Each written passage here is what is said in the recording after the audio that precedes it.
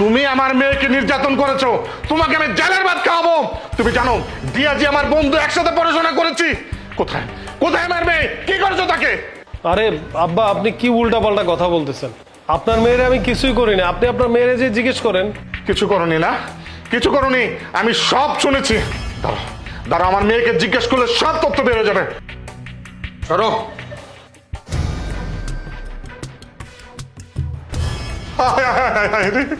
আমার মেয়েটার কি অবস্থা! মা, তোর এই অবস্থা কিভাবে হলো মা? বাবা আমি আসলে বুঝতে পেরেছি, আমাকে আর বলতে হবে না।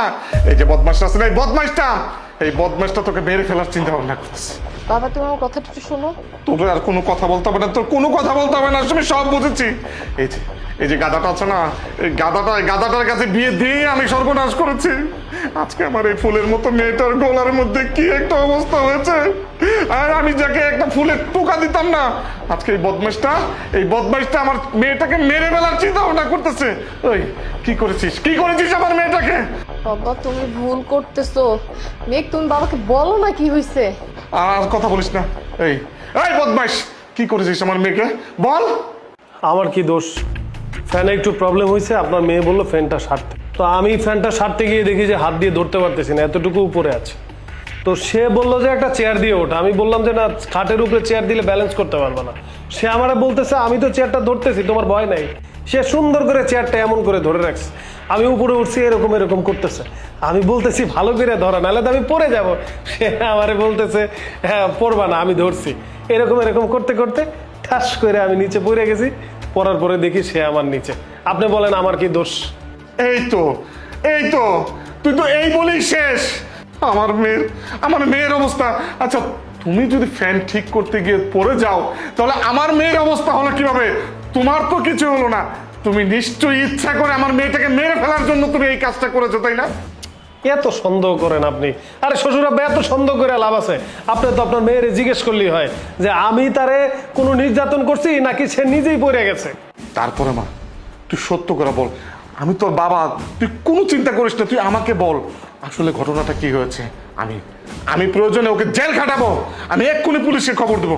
বাবা রিল্যাক্স হও, তুমি কি শুরু করছো? মানে তুমি দেখতে পাইতেছো না যে আমি কতটা অসুস্থ, আমি কথা বলতে পারতেছি না। এর মধ্যে তুমি আইসা ঝামেলা শুরু করে দিছো। বাবা মেঘ অনেক ভালো ছেলে, ও আমাকে অনেক ভালোবাসে। আর তুমি যা ভাবতেছো সম্পূর্ণ ভুল ভাবতেছো। ওর মতো না ছেলে হয় না, ওর মতো হাজবেন্ড পেয়ে আমার নিজের অনেক লাকি মনে হচ্ছে। আর তুমি যে কি বলতেছো না, আমি কিছুই বুঝতে পারতেছি না। কেন এমন করতেছো? ওই ছেলে, তাকিয়ে আছো কেন? তুমি দেখছো না কথা বলতে বলতে গলা শুকিয়ে গেছে? যাও জুস নিয়ে আসো। আচ্ছা ঠিক আছে, আনতেছি। কোনো সমস্যা নাই, তুই কোনো চিন্তা করিস না, আমি ওকে টাইট দিয়ে ছেড়ে দেব।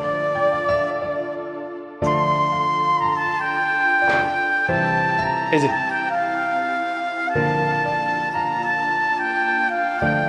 চাইলাম শরবত, দিলা পানি। নিশ্চয়ই ঘরে জুস নেই, তাই না? আচ্ছা, পানিটা ভালো করে ফুটিয়েছ তো? দেখেন, এই পানিটা ভালো করে মনে করেন গ্যাসে সিদ্ধ করছি। আর আপনি যদি জুস চাইলেন, আমি জুস কি করে আনবো বলেন? আপনার মেয়েরে নিয়েই তো আমি ব্যস্ত আছি।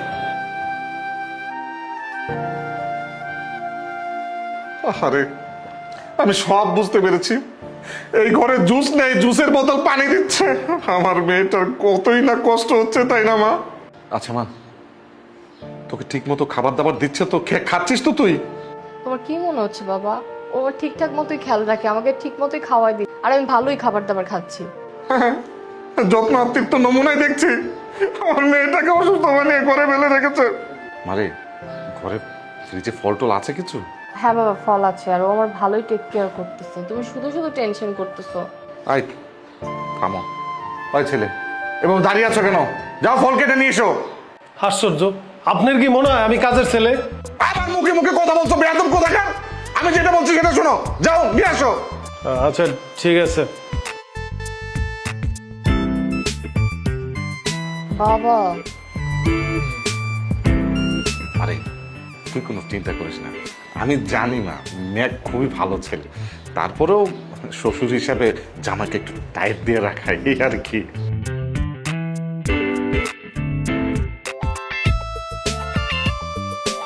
কি ব্যাপার, দাঁড়িয়ে আছো কেন? বসো এখানে।